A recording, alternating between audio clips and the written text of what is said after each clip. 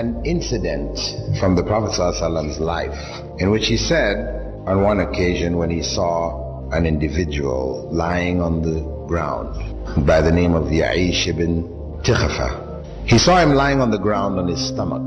So he came and he nudged him with his foot. When he woke up and he looked at the Prophet ﷺ, he told him, this is the method of lying which God hates. People, commonly, they like to sleep on their stomach.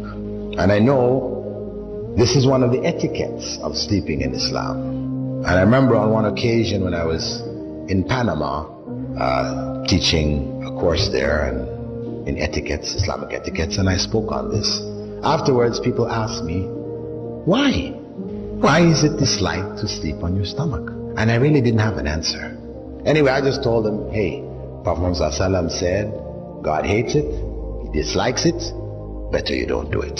From there, I was flying to Guyana to do a course in Guyana also. Whilst I was on the airplane, I was reading the Time magazine.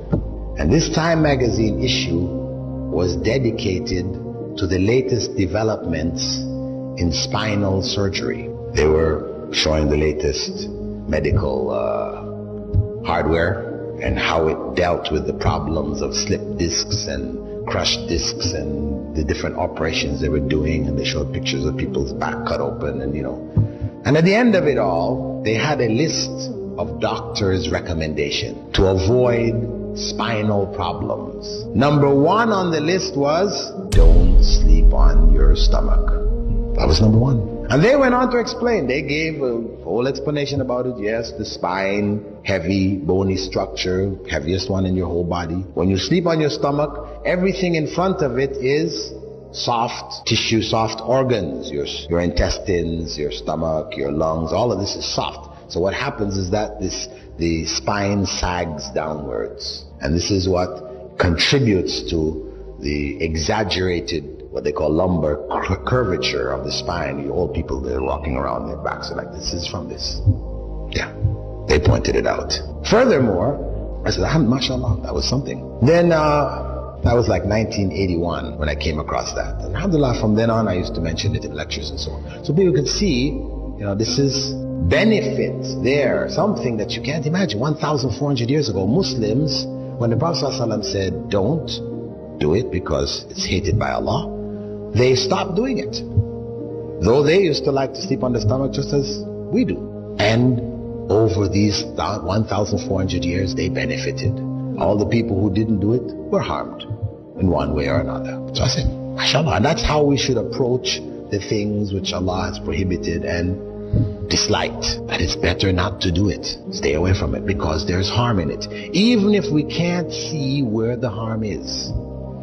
Anyway, in 1989, I read an article which appeared in the British newspapers that scientists, medical scientists, studying a particular illness which seemed to be affecting small children, 1-year-old, 2-year-old, 3-year-old kids, put to sleep in their cribs, they die in their sleep.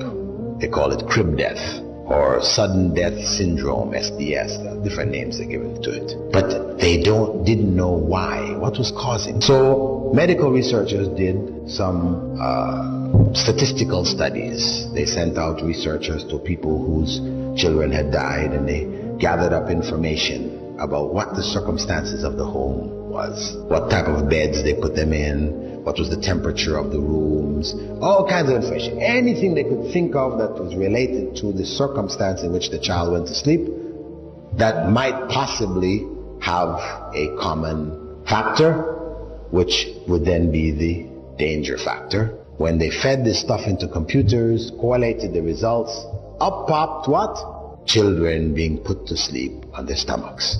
So they made a major announcement across England, front page news. Doctors warn parents, do not put your children to sleep on their stomachs. Anyway, the point is that 7 years later, in 1996, the researchers, after making this a standard part of, you could say, the information given to people who just had children, this kind of stuff, hospital information, advising parents don't put your children to sleep on the stomach. and this countrywide campaign to make this known, they found that after 7 years, the rate of cot death had dropped by some 68 or something like this percent. It had dropped drastically. So, alhamdulillah, here is further evidence that Prophet Muhammad ﷺ 1,400 years ago, when nobody had any idea of what harm there was, how did the Prophet ﷺ know that God hated this? Do you think he just looked at the person and said, oh, I think God hates this? Let me tell him God hates this. No. Obviously, Angel Gabriel came and told him, when he saw the man lying there, he told him that Allah hates lying on the stomach. So he passed on that revelation that came to him.